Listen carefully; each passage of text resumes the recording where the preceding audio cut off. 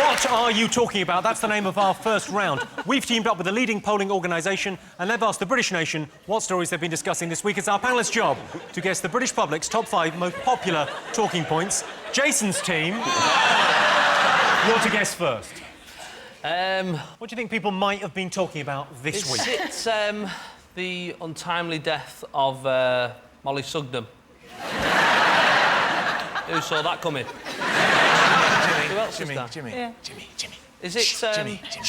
He had his chance. It's been hot. Really hot. Apart from in where I live, where it's not been.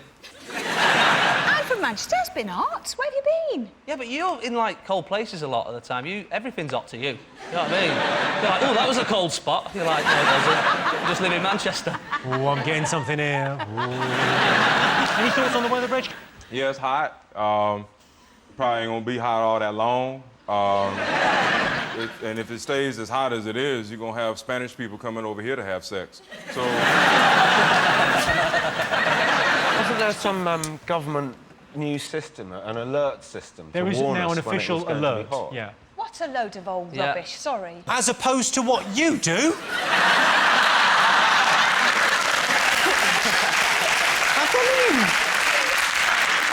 I think the press could be more imaginative with where they cover the hot weather. They always have the same thing. They always have, like, some girls in a bikini near a beach, and then behind them they've, like, got a graphic of a sun with the temperature, saying 32 degrees, whatever.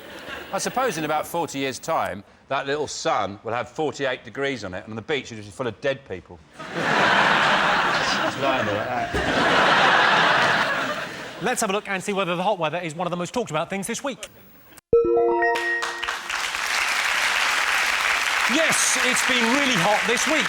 The pavements in London were hot enough to fry an egg. Yeah, I'll have mine dog side up.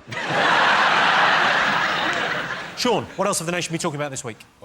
The Queen wants more money. She said that she wants an increase in the civil list because she hasn't got enough money. And they've said no, they're not going to give her any more money. What's the point in having a queen if she got to ask somebody else for money? Surely, if you're the queen, you go and you get the money yourself. Like, look at this treasure chest of gold in the castle. I ain't got to ask nobody for nothing. It's no good asking me, I don't understand it. She's on the money. All she's got to do is take a picture of herself and write £20 on it. It's done. That's money. Have you been following the tennis? I watched it the other day. I enjoyed it when they had the match on late at night with the roof. I think there's something wrong with putting a roof on Wimbledon. It's you're tampering with the very fabric and a sort of national institution that it rains at Wimbledon. It's like putting doors on Stonehenge or something like that. It's wrong. I'd like it if, as the roof closed, the ground opened up. And all the crowd fell in. I like the grunting, though. That's where they earn their money, don't they? No. The grunting, which they're trying to ban.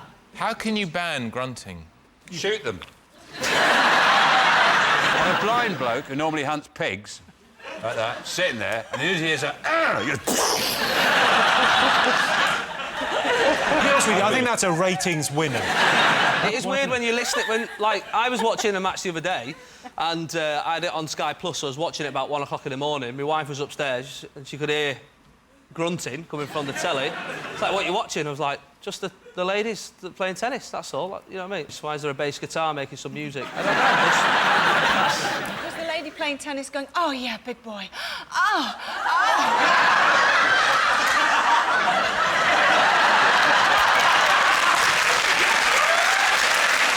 We moved house last year, so we walked around this house.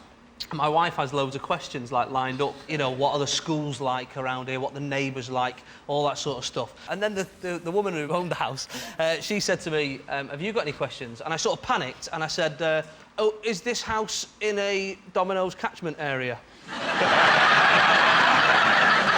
Can our kids get into the best Domino's? That's what I need to know. Are you married, Phil? Yes, I am. Do you remember in Heat magazine when you did an interview and the question was, have you ever been chatted up by another celeb? Yes, and do you know what your answer was? Yes, very well. What was it? You.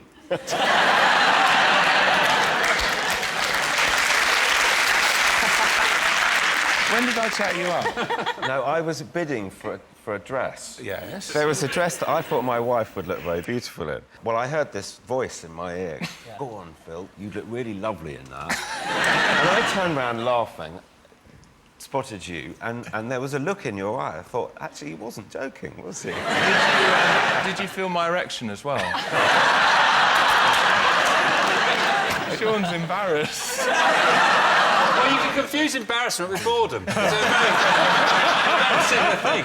Most Brits think there's no point trying to speak a foreign language while on holiday. Is that true or false? I agree. I think the majority of our population will probably agree with that. So have you ever learned a language to go away anywhere? I've tried to say a few little words. So you know the French and the Spanish for is anybody there? So what do you think? Do you think most British people think there's no point in trying to speak a foreign language while on holiday? Well, it'd be very stupid if you go to the Isle of Wight. Nobody would understand you, would they? If you were going around the Isle of Wight and you go, "Où est le banque?" They go, "Don't you on about, mate?" Reg, have you ever learned any other languages? Sometimes I've made up words in another language. There's a French word I made up, j'en t'ai flu. What does j'en t'ai flu mean? It means whatever. So, like, if someone says, you're in a restaurant and a French person says, do you want red or white wine? You go, j'en t'ai flu. When I say it to French people, you know, it catches them off guard. You know, they feel like it's a French word they don't know. Then they feel embarrassed because I'm not French, yet I know it. And I say, well, maybe you ain't really French then, man. We're good at pointing stuff. That's what we do very well. Croissant. Croissant. With some gravy on it. That's what we do. We're good at that. We've been on holiday together, haven't we, David? Oh, yeah. I've got a photo. Do you remember this?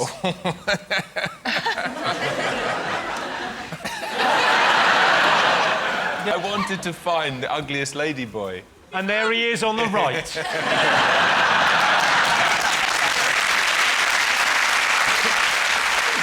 I went with my friend Robin. Yeah, I remember Robin, yeah. Who is gay. My friend Robin is gay. I've got a gay friend. What of it? That was a huge shock to all of us. No, but we went to some straight sex shows, and he said, well, we've been to lots of straight ones. Can't we now go to a gay sex show? I went, oh, all right, then. And he took me to this show, and these men... Can I borrow you for a second? No. Phil, can I borrow you for a second? Phil, can I borrow you? No, because these men... This was all right, Phil. It's all right. These men got on the stage, and they started... Phil, just bend over a little bit.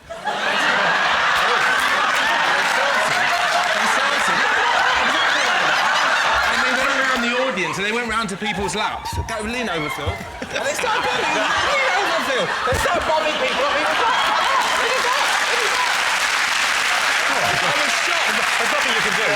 I was shocked and horrified, and I only stayed an hour.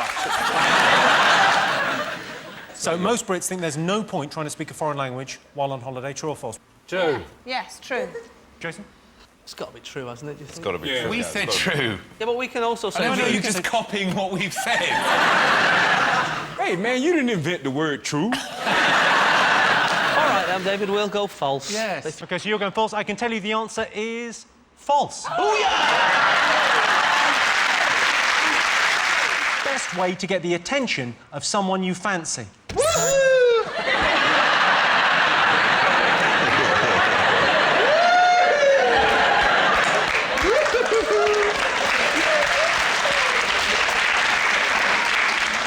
Is that the answer? Is that it? No.